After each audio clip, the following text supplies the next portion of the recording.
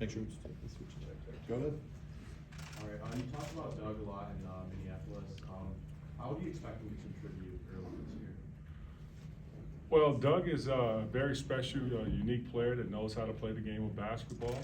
Been playing for a very long time, and you can just see by, his growth, his knowledge for the game, his feel for the game, and then also how he's able to provide leadership out there on the floor. We're very proud of watching his growth since the time he stepped foot on campus back in July, and each day he's been a joy to coach. You can ask his teammates how he's competed out there on the floor and how they all really enjoy playing with him and playing against him.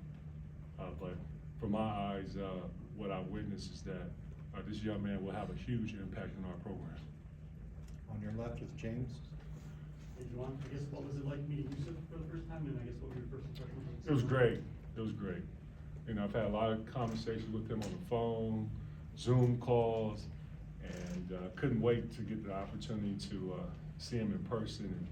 And I just recall when we were all in Paris and knowing what time he was going to arrive, I was waiting downstairs in the lobby, and it wasn't planned. It happened so organically where the guys was like coming downstairs, and I don't know how they found out what time he was arriving, and it was just beautiful to see how they all wanted to be there to welcome him, not waiting for the next morning because he arrived at night, but being there when he touched in on the hotel lobby floor. And so I'm happy, for our team accepting him, and I'm also excited at how he's adjusted thus far to Ann Arbor, Michigan.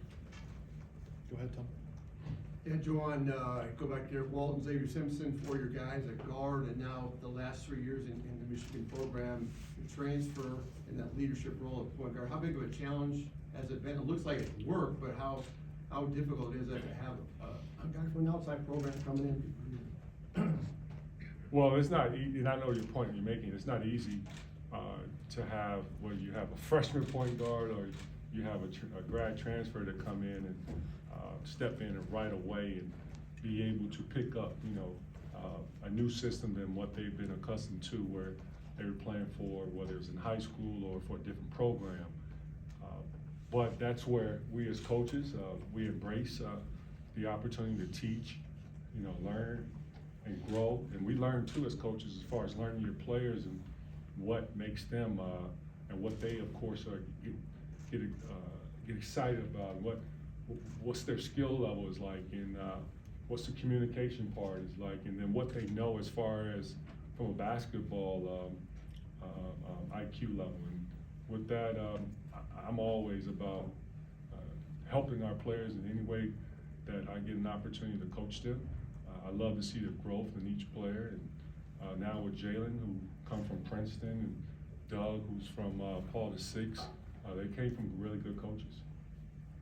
Yep, piggybacking off of that, I mean, you've obviously done this 2 years in a row, so I wonder what sort of things you've learned about how to quickly integrate someone into that process, and then specifically with Jalen, what was it that really drew you to him and just sort of that match?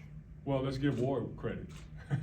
Ward decided to hire me, so that was something there that he felt that me as a coach that he would trust and lead in this program. And from what I've learned as a coach and starting as a player, and then also learning from other coaches that I played for, and then you're adding the fact that I've been an assistant coach with the Miami Heat, with a Hall of Fame coach who I work for, that, in coaching, they're always going to be something evolving. It's always going to be fluid, and you have to be ready to pivot on what is being thrown at you, and it's been fun. Stay down up front with Larry. Juwan, a year ago, you and your players were talking about, national championships and real big goals. How would you describe the expectations for this team this season? I guess you can take a wild guess.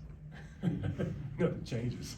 We always winning, always thinking about winning and growing and working hard to go after our biggest challenge and also one of our biggest goals, and that's winning championships, not just one. Our goal is always, we look at and identify that we are playing in one of the toughest conferences in college basketball, and some would say the toughest conference, and that's the Big Ten. And then you look at, from that level, of all the great coaches, players that plays in the Big Ten, that's always gonna be a challenge. And because teams do a great job of scouting you and vice versa. You also get to know each other because you play against each other sometimes, not once, but twice. And then you face your opponent again in the Big Ten tournament. So that's another one of our goals, to win that championship. And then the last but final, the ultimate NCAA championship. And that's something that I've always been peeking at, scratching the surface since the time when I played here at the University of Michigan. And haven't done it yet, but I'm always fired up about it. Let's go. Move over to Connor. Back in August, you kind of mentioned working on the defense for this season. What specific adjustments have you guys started making? Sorry? Back in August, you mentioned like working on the defense for this season. What adjustments have you guys made? It's always about growing. We're growing on the offensive end as well as the defensive end. We will continue to keep working, and we will put the work in today. On your left with John. I know you feel like you have a roster full of sons, but 2 of them are named Howard. Can you talk a little bit about that, and if you ever catch yourself maybe being a little tougher on them than other guys? Well, I'm gonna tell you this, like, my boys know this. I love them. I love them unconditionally. They always are gonna be special in my eyes. They are unique in a lot of ways, and both are very different, even though they're from the same mom and dad, and we watched them grow and watch how they developed over the years, and seeing like who they are and what they've become. I'm so damn proud of them, and I'm gonna coach them. And with that, at times it's gonna be some hard, tough love. And am I coaching them harder than their teammates? Maybe, maybe not, but they're gonna get coached. Do I expect more from them than their teammates? I expect a lot from all of them because of the way how, you know, we've as a staff has developed this culture and what we expect, and it's a marriage, you know, and that's where it makes it, you know, fun for us, is that they have responsibility, so do we, and our responsibility is to, you know, to love each other, grow, help each other grow, and I know I've said this before, and I'll keep saying it till I turn blue in the face, is that we do a fun job of like allowing our players to have an active participant and a voice within the culture and also within the team. And with my boys, they are a large part of that. The beauty of it is just watching how their teammates and staff have accepted them. Move over to Paul. Hey, Juwan, how have you seen Terrence Williams grow as a leader since when he got here to now being named a captain? Well, he's grown a ton. You know, as soon as he stepped foot on our team, and this was like during the COVID, right away, you know, I knew from, you know, the time I recruited him that he was a guy that had a great feel for the game of basketball. Also, you know, you put him out there on the floor, he's gonna figure it out, but he also is gonna impact the game where it results to winning. And sometimes in a box score, you'll look at like, wow, you know, 4 points, or I'm just gonna use an example, 4 points, 6 rebounds, or you might look at one time in a box score, maybe 12 points and, you know, 3 rebounds, 4 assists. But that's the way how he has a way of just impacting the game. And with that, he played his freshman year, and he played because he earned it, and because we also trusted, you know, what he's gonna do out there on the floor and how he's able to pick up things right away. And then, like I touched on earlier, his feel for the game with his IQ. But then last year, we saw how he impacted the season and how well he played and how he shot the ball extremely well. And so with this year, you know, he's a 3rd year in. He knows the system very well. He can teach it. He can coach it today if he had to. That's how smart he is. He can play, you know, 1 through 5 because, you know, he just really, you know, focus in on, you know, everything that's out there on the floor, and that's an amazing gift to have. And everyone doesn't have it, but Terrence Williams does. And so, by being a captain, you he's a smart kid. He's also a leader. At times, he's a soft-spoken leader, and I always challenge him to be a little bit more vocal. And I love how he's embraced that responsibility. Alejandro? Juwan, this week the university welcomes in a new president, Santa Ono. I'm curious if you've had any interactions with him, any first impression of him, and what impact a new president can have on an athletic department. Well, what I've been reading about our new president is it's been fun, and it's also been just refreshing to see everyone that has been around him has really enjoyed his presence, and I love how he has really accepted Ann Arbor, and looking forward to his new title, and looking forward to being part of the best university in the world, and also knowing how he enjoys sports. That makes it even more fun. But I haven't had a chance to meet him in person, but I'm looking forward to the opportunity. Michael? Juwan, when it comes to Hunter and Terrace up front this season, how do you see them kind of complementing each other, and how do you balance the development of Terrace while not wanting to take Hunter off the floor a whole lot? Well, I'll tell you this, in practice, they've both been challenging each other, and it's been great to see how they competed, and it's also nice to see how Hunter has been great with his leadership and helping Terrace. And, Terrace is another guy that he's a competitor.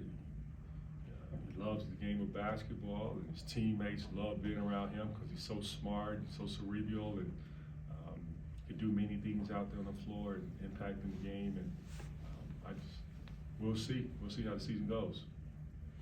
Andrew? Hey, Juwan, back to Youssef. Just the fact that you weren't able to meet him in person before he committed to Michigan, signed on. What was that like, having to do it by phone and get a feel for him as a as a fit? And I know that's a very important thing for you. Well, was it 2 years ago when COVID hit? I mean, that was a ton of our recruiting back then, and I can't keep up with the years, but it goes by so fast. Haven't had really a normal year yet since the time I've been the head coach. So we just have to figure it out as you go. And I think we've all in this room have figured out how we can use Zoom and do things remotely. Like, I'm sure with your job, you've worked a lot at home remotely. That's just been some of our new normal, and that's with Yo-Yo. We've been able to connect a lot with Zoom calls and phone calls and FaceTime. And then what have you learned about him, maybe even off the court, that you didn't know during that Zoom recruitment that you picked up since he's been here? Well, we still are getting to know each other more and more, but there's always new things, especially when you interact with kids. I don't know, do you have kids? Yeah, there's always something new with kids, and he's not a man yet, so I can call him a young man. He's still a kid to me. Back over to Paul. Has the way you approach the preseason preparation changed from your first season as a head coach here at Michigan to now in your fourth season? I'm still bored, stick to the same thing, same script.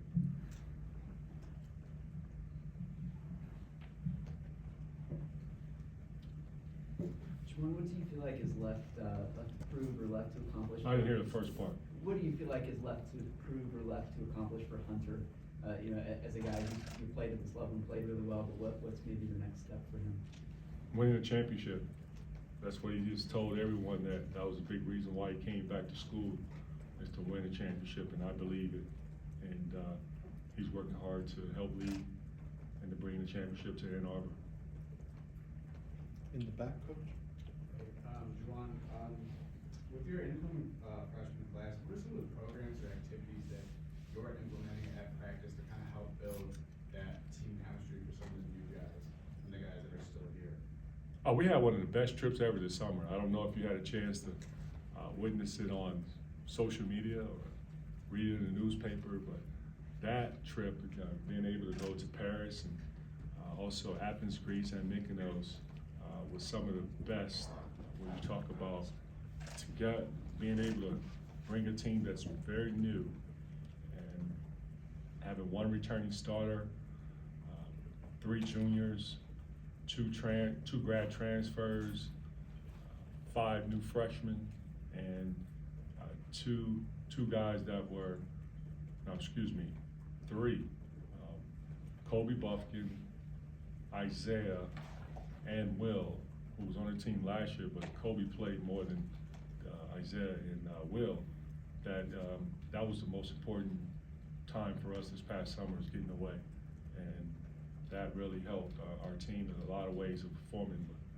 That brotherhood and chemistry that we always talk about. You know, it's easy to say, hey, that's my brother, or it's my family, but it's nothing like when you're away from your family and it's 10 days where you have, no cell phones, but because cell phone usage, if you use your cell phone over there, it's very expensive. They charge you a lot of money.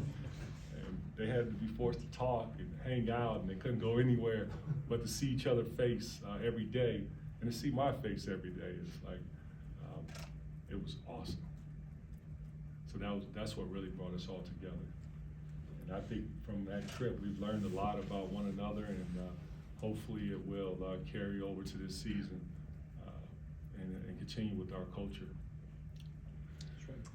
Hey, Juwan. A few days ago, Oregon coach Dana Ullman was quoted as saying he expects Michigan to make a return trip to Eugene after the game in 2019 here. He even went so far as to say that you guys owe Oregon a return trip to Eugene. Is that something you've discussed with Ward, and have you had any communications with Dana about that? Well, last that I read in the contract, it states that we don't owe them a game. And if I recall, last time in their contract, I wasn't here when we signed the contract. I think it was with Coach Beeline. And with our schedule, it's just hard to fit that game in this year, and then possibly also next year. But we'll see what the future holds. Next. But that word is that's very tricky. I hope my wife a kiss tonight. Is there a contract there? Hell yes, contract. Juwan, with Kobe, what have you seen in year 2 Kobe now? They've been out in practice for a while. Man, Kobe's been great. Kobe has a chance and to really impact this team in a lot of ways. He can shoot the basketball, he can score, really good finisher at the rim. He has really accepted the fact that what his timetable is, and knowing that what his timetable may be is different from others, and that's hard. That's hard, but he's very mature in knowing the person and what the player and what his goals are. And I love how this, and I said it earlier before in some of our press conferences, I think you were there, was this summer and spring he had stayed here in Ann Arbor and worked out pretty hard with Sandman, and then also he worked out in the gym. Some of our managers came in here alone at times and got a lot of work in. Spent time in California working out with a trainer that he's very comfortable and familiar with. But he has been on a mission, and he's going to impact and he's going to have a big year. That's what I expect from Kobe, a big year. Gonna go back to the back. Hi, so we talked a little bit about sort of the team building and sense of brotherhood amongst the players, which is in a sense the family within a larger family of the university. So for this upcoming season, what would you say is the message to the overall U of M family, from the visitors, the fans, and alumni? What is the overall message that you want to send to them with this upcoming season? Well, we've been a very competitive team, and we're looking forward to bringing our fan base, being present and being supportive throughout the season. I know Mage Rage is going to be in the building consistently, bringing the energy. We'd love to have the fans join in with the Mage Rage energy and be supportive in a lot of ways, whether there's runs is being happening with our opponents, or our team is getting stops and diving for the floor for loose balls, or getting charge takings, sacrificing their body. We're going to need everyone to chip in and bring that energy and juice. So I'm excited. I know the guys are, but as a whole, you know, we need to fill Chrysler. Let's pack the place, no matter who we play. Be there. And I know at times we're gonna have games pretty late at 9:30. And get your coffee wherever it takes. Ed? Juwan, did you see high-level leadership type qualities in Jace when he was a young kid kind of growing up? Who was that? Jace. Oh, yes, of course. And Jace is very comfortable with himself. And that's why I respect Jace so much. He doesn't care how people think or view him. He's a young man that not afraid to speak up at times when some may be afraid. He's a very smart kid. He's a coach's son, you know, and that helps a lot too. Let's call it what it is. He's played sports, different sports, football, basketball, but he's been a leader in the classroom, so it translates very well. And nice to see how he's been able to take on that voice this year and not be afraid, but he's learned from guys like Isaiah Livers. Isaiah Livers was a guy that was big in his ear when Jace was a freshman, helping Jace transition here at Michigan. Shawnee Brown was another great leader for Jace. He picked up a lot from Shawnee Brown. Shawnee was consistently bringing leadership every day in practice with his voice, his hard work, and toughness. And Jace has really took notice of that and has brought that every time he's getting an opportunity to in practice or in games when he played last year. So I'm not really surprised, but I am happy for him and his growth. And being a captain for his team, you know, we're gonna need his leadership. He deserved to be a captain. The guys, his teammates respects him. And it was just nice to hear, like Jet one day, we were talking and we was just chatting it up. And I try not to talk about basketball a lot when I'm at home with my boys. And Jet just brought it up. He was like, "Dad, you did it right." And I'm waiting. I'm like, what are you talking about? He's like, the captains that you chose, those are the right leaders for our group. And this was after when we got together in July, because of the summer session, we were allowed to work 4 hours per week with one another. And then we had 10 practices leading up to Europe. And then we went over to Europe and played those 3 games. And I just watched the team. And sometimes, and I've been on teams where the players are allowed to vote for their captains. And I've been on those teams where the guys that they vote for captain end up being the guys for a popularity contest. And are those the guys that are really leading, or do they really know how to lead? And sometimes no. You know, and folks lead in different ways, and I know, and some people are not just natural born leaders. And so with Jace, he's a natural born leader. Michael? Juwan, with Caleb and Eli moving on, that's a lot of three-point shooting that they took with them. What have you seen from the group when it comes to perimeter shooting, and who do you think can step forward there this season? Gotten better from the three-point line. Gotten better. You'll see it this year. Go ahead, Sam. Juwan, to pick up on what you just said about the popularity contest, I'm curious, the Hunter leadership quotient, different having guys want to have fun with you and having them follow you. What does that process feel like for him? Is that a continuous challenge to him for you? And then with Cole, get back with him, he's not a very quiet, very loud guy, naturally, right? He's kind of a quiet dude. Have you kind of seen him be more vocal? Yes. Great question. Hunter, you know, he's a different kind of leader. Like last year, Hunter, you know, he's a leader, but he led more by example. And he allowed Eli to be more of a vocal leader and challenged Hunter to be more of a leader. And you know, he just didn't want to get out of his comfort zone. But granted, Hunter, everyone loves him. You know, he's so funny. He doesn't mind being the villain, and he takes on that role to take pressure off, his teammates. I'm like, yo, that is pretty special, because a lot of guys don't want to get uncomfortable like that. Doesn't like going on the road and people having to boo them every time they touch the floor, touch the ball. And I said, I see Hunter. I see where he's a genius. It's pretty unique in a way. And then, yeah, I said genius. Right, he is. And then this year, I challenged him this summer. I said, hey, we're gonna need your leadership. And he accepted that role. And he's been more vocal, knowing that he doesn't have an Eli he can rely on. And with Kobe, he is soft-spoken, but he's smart, he's sharp. And when he speaks, people listen. And you don't have to always have to talk to be a leader. You have to pick your spots, and Kobe is smart enough to pick the spots, but he's also comfortable within himself, knowing who he is and also understanding his role. And he knows that how we play and what we expect from guys and energy level in practice.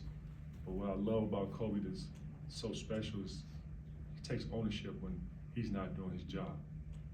And a lot of folks can't do that. And he also will allow you to coach him. Go back over to Tom. Yeah, Juwan, a lot of presence of former Michigan players now in the NBA. Jordan Poole, NBA champion. How much of an advantage is to have former players in the NBA and make that linkage? Is that something you can sell, obviously, as well as your background in the NBA? Well, it's been great to see how this program here at the University of Michigan has been doing great as far as putting guys in a position to further their dreams and goals. And for those who want to make it to the NBA, the success that we've had of having a lot of Michigan alums, play on the professional level. And Michigan program is, we do it silently. Some other programs, they might publicly make announcements as far as, we put these guys in the league, we got this amount of players in the league. Some programs have a different model than we have, and that's okay too. But with Michigan, yes, we're proud of our guys, but we don't stick our chest and start bragging on who we put in the NBA. But Jordan Poole and all the others that are in the NBA started back to the guys that played before me, and the guys that are now that recently, like the Musa and the Calebs. It's just great to see that these young men is getting an opportunity to do something they love doing and being able to accomplish their goals and dreams is playing on the next level. But let's keep in mind too that those who don't make it doesn't mean that they're a failure either. And that's the beauty of this Michigan brand and being an alumni here, is that you get an education at the University of Michigan along with a degree, you walking right into a good paying job that's going to help support you and your family. And I'm an example of that, right? I don't have this job right now if I didn't get my degree. Does anybody have anything else? John? Michigan or Penn State tomorrow? Don't play with me. You see it, baby. It's Mays out too, right? Yeah. I'm so disappointed. I need a Mays jacket. In my size, like a Mays jacket, so I can wear it proud tomorrow. But I figured out I'm gonna get layered. I'm just gonna layer up, find a hoodie, Mays hoodie, and just layer up because I'm coming dressed. And I'm also not only coming dressed, but I'm gonna be loud. I'm gonna be active, and I'm gonna be yelling defense, defense, defense. That's one thing I know. I'm so excited about the boys in the game tomorrow. It's gonna be fun to see Chrysler, see a lot of our alums coming back to come support the program, and see Harbaugh and his team, Coach Harbaugh, excuse me, and his team. It's gonna be fun. Con? Yeah, earlier today, Carol Hutchins posted that you were kind of supporting Kaylee Rodriguez in her cancer battle. Yes, If sir. you want to share some thoughts about that, and maybe how has Hutch kind of shaped your career as a coach here? And Coach Hutch is, she's an angel, and I say that because of the person. And yes, her resume speaks for itself on all the winning and the consistency of winning within the culture of her program, and the success rate that she's had with her staff and giving them opportunities to blossom and development into head coaches. I mean, she's a great example to this school and to all of us as coaches. So can't wait to get on her schedule and pick her brain. She knows that. We have a meeting set up soon. But knowing that one of her players who my boys, Jace and Jet knows, Kaylee, who they went to school with at the Gulliver Prep in Miami, Florida area, a young lady who is fighting cancer as we speak. And yes, I'm able to speak on it because of, as you know, in my social media page, wearing a t-shirt in support of Kaylee.